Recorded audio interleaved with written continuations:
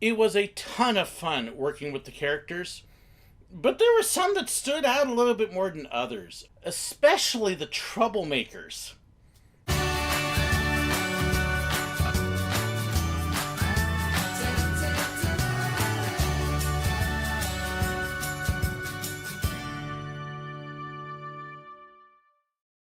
I loved working with the characters. It was so much fun as a photographer to be able to see so many magical moments, so many fun, loving. When it came down to, in particular, the troublemakers, some absolutely hysterical things.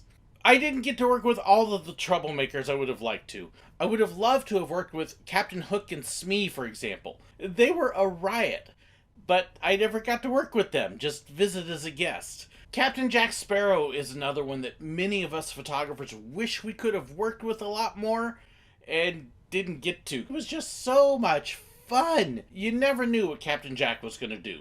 Completely unpredictable. And really, in a lot of ways, the troublemakers kind of fell into that. Now, these aren't bad guys and villains. They are just slightly obnoxious sometimes. A great example of that is Donald. Donald Duck is a very sweet, loving, generous, kind-hearted duck. He loves the kids. You could see this when little kids would come up and he would sit down and he basically turned into a giant down pillow. And we would watch little kids hug his belly, and I watched a couple little ones practically fall asleep hugging him because he's just a big, giant fluff. Donald is wonderful. But Donald has a temper. And you could see that sometimes when people would come up with their Mickey ears. Yeah, Donald wasn't a real big fan of these, because, after all, Donald Duck's #1. So he would sometimes take the ears, probably not these, because they're a little more fancy, but he would then throw them aside. He may do that if they came up with a Mickey Mouse pen for an autograph. Or he would look for where Mickey signed in the book and then try to sign it ahead of him or in bigger letters and kind of dominate the autograph. Donald was very jealous of Mickey's success. Donald did also kind of have a thing for the ladies sometimes, and it wasn't unusual for him to flirt a bit. I watched him a couple times when you could see that there was a couple there and he took a liking to the girl, and he would take the girl and take off with the poor guy chasing after them. The one thing I do remember at Toontown that really got his goat, somebody in the line had said, "Oh, look, it's Daffy."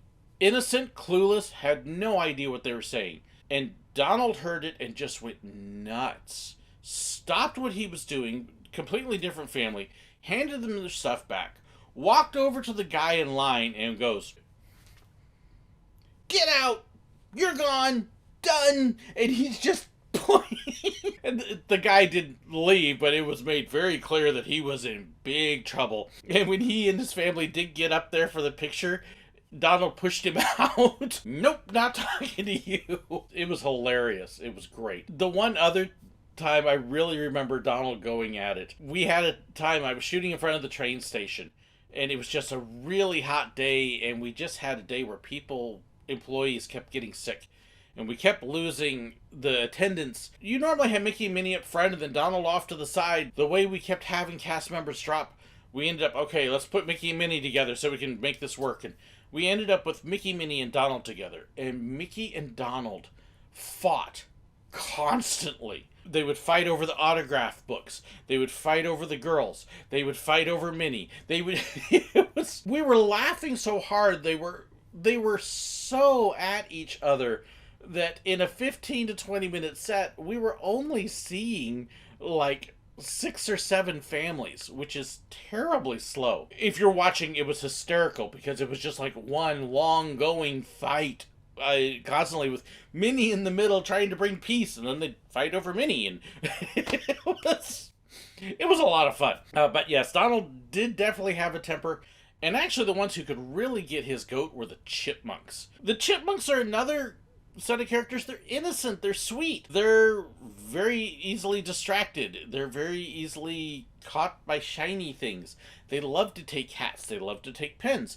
They would be signing an autograph book and see something shiny like a balloon and would just, woo! We joke, squirrel, chipmunk! They would just be all over the place. You would find them digging through strollers and finding hats to put on and other stuff and toys. And goodness, if a kid came up with a toy, the Chipmunks were done. They were just like playing with everything. Especially Dale. Dale, even more than Chip, was just like... Okay, I joke about Baymax's... Well, Dale's more like... And Dale's all over the place. We would shoot hat sets, which was down kind of in the front courtyard in front of the Chinese Theater at Hollywood Studios. Back when the hat was there, it would be in front of that. They had a spot they were supposed to be at, but Dale in particular was prone to wandering, and if he saw something, and we'd have to, hey, come on, Dale, come on back. They would also be ones that would just go chasing stuff. If they saw something interesting, they'd be after it. Dale, in particular, liked the color red. We were teasing him one time that he was like a bull. Hey, Toro, Chip, Dale. The Tremaines were one.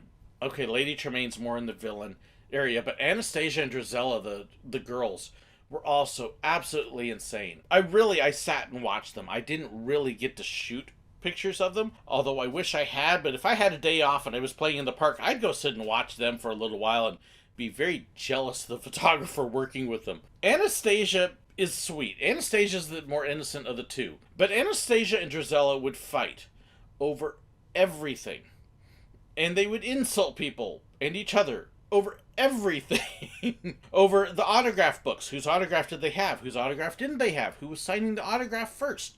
Who was going to get to stand next to the guy? Who was going to get to take care of the kid? Who was going to go on the date with the guy? It was just constant. If somebody would step in, hey, you two ought to behave. Oh, really? Who do you think you are? Let's just tell you. It was just one ongoing madcap scene after another. The one thing about Drizella, and Lady Tremaine in particular, who was usually looking down her nose at this whole thing, those two oftentimes would say things to guests that we only wish we could say. You would see a guest ask a dumb question. Who are you? You just don't really have much going on upstairs, do you? It was just like, oh my.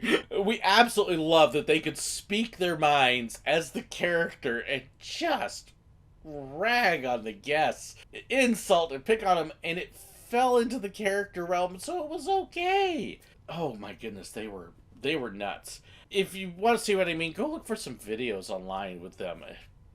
Stuff I wish I had shot when I was working there. They were amazing. Another one that kind of fits into the same realm with them was Cruella DeVille. I only got to work with Cruella a couple times. Again, hat sets. Hat sets were a little bit crazy in the afternoon. I think they're actually called Character Palooza now. And basically it was a spontaneous set where a big mix of characters came out. It's actually characters that were on their way over to Fantasmic, and they would do this on the way to kind of fill in their shift a little bit. But you didn't know who you were going to get. But Cruella was often out there. We weren't necessarily supposed to shoot Cruella. We were supposed to kind of prioritize Donald and the Chipmunks and a couple other characters like that if they were there. But occasionally I would forget priorities and grab Cruella if I could. Cruella was so much fun. Again, she kind of had the snarky, I'm going to tell you what I think. But Cruella was very flamboyant, all centered about her. She liked to think of herself as a model, I guess you could say. Look at all me, how wonderful I am! Am I not gorgeous? Kind of like what she did with Amber and Laurel at Disneyland. Would you look at this? Would you look at this? Oh, it's stunning! Oh, darling, it's stunning. If you ever want to go more extreme, even darker and even lighter. All right, my turn. Go ahead and compliment me. My turn. Yes, and shall I sign this? Yes, all right. Keep complimenting while I sign. Don't stop. Just absolutely amazing. And she was so much fun, especially when she would do the puppies. I love Cruella. Great source of entertainment. I wish she was out for regular meet and greets at Walt Disney World, because she was amazing. Absolutely amazing. Stitch was another character that would just be hilariously obnoxious. Stitch again means good, but he doesn't always do it, and he's very obsessed with bodily functions, shall we say. There's lots of picking his nose and flicking the boogers, or getting his earwax and wiping it off in autograph books or guest shirts. When he would be given things like autograph books or pens, was terrible about giving them back. It'd be a game. You know, where he'd hand it to you and pull it back and pull it back and pull it back. For us as photographers and the attendants, we would have the Sharpie pens that would click. And yeah, sorry, not a Sharpie. But he would love to hand it to us point first with the tip out. And so I would come home with my arm just multicolors from all the stuff that Stitch had done when I worked with him. He was also easily distracted. He loved toys. If a kid came up with a toy, man, he's just like gone playing with this toy and doing whatever else he wants to do. Stitch was just, he had fun. He really had fun. And oh, did he love to pick on people. If somebody wouldn't get in the group picture, Stitch would be the one marching over there and just stare until they would get in. Or he would just grab them and drag them over. That wasn't beyond Stitch either. I did watch Stitch flick people in the nose. Something most characters couldn't get away with, but he could. And then, of course, there was Gideon, who would often be up at Town Square. Gideon is the drunk cat from Pinocchio. And yes, Disney actually allowed a drunk character to wander around a park that didn't serve alcohol at the time. I don't know how that fits in. Gideon would kind of stagger around and just find all sorts of ways to get into trouble. He's with John Foulfellow, Honest John. Gideon would try to steal things. He was a pickpocket. People give him an autograph book and he'd start to walk away with it. He would look for things like hats and stuff that he'd just kind of take it and not know where it went as he wandered off. I did actually watch him try to steal a couple kids. That got put a stop to.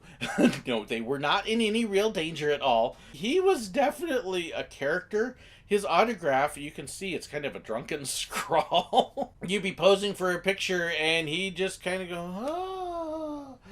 You never quite knew what was going to happen with Gideon when he was out there. You could be taking pictures of another character and here comes Gideon kind of photobombing as he drifts on by and just kind of looking at you as he goes like, ah. Yeah, we had a few times working up at Town Square and we shaking our fist at Gideon. He had ways of creating trouble without looking like he was creating trouble because he didn't quite know what he was doing when he definitely knew what he was doing. The one guy that really caused trouble, I knew it, was the Mad Hatter. I only saw the Mad Hatter as a photographer once, and I was actually working in the Princess Room just for a brief time. We had, again, illnesses hit, and for whatever reason, they threw the Mad Hatter in there with Cinderella and Aurora, I believe it was. And again, I was only in for a few minutes, and I got bumped to another room, and I just heard about a lot of it. But even in those few minutes, Cinderella became Cindy. I don't remember what he was saying to the other one. And it was just constant, Cindy! Wow, would you look at this? Cindy, how'd you get such a fluffy dress? And just crazy stuff. He started running around the room at various times. He's messing with people online. He's messing with the photographers. It was insanity. Like I said, I was only in there for a few minutes. The other photographers later were just going, we didn't know what to do. He was going crazy. He was mad. You know, the Mad Hatter. Yeah, that's kind of what he does. So much fun, though. We had a blast with him. I love getting pictures with him in the park. He's the reason why at Disneyland I kind of bothered my sister a little bit when he walked by and I was like, oh, the Mad Hatter, gotta go get him.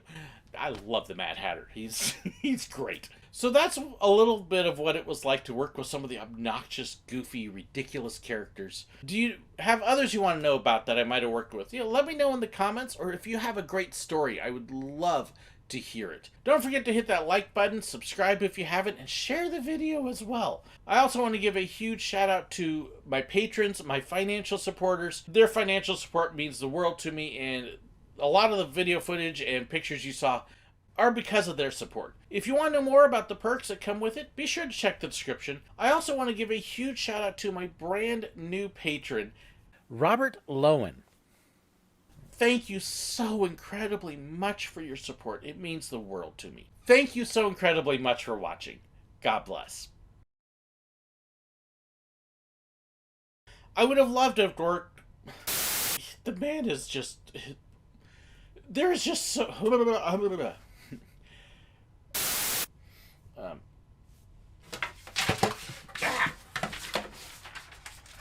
Watch me drop everything. Or just grab him, Of course, he's with Lord Foulfellow? No.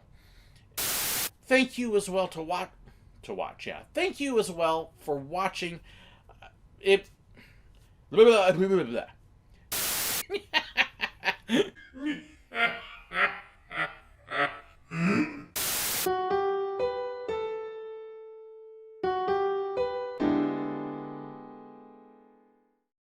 Thank you so much for watching. If you'd like to know about contact information, fan pages, merchandise, and more, please be sure to check the description below. If you enjoyed this video and you'd like to know when I have new ones, well, make sure you hit that subscribe button right up there. And if you want to see another one of my videos, well, I've got a great one for you right here. And a huge thank you to these wonderful people here who support me on Patreon and with YouTube memberships.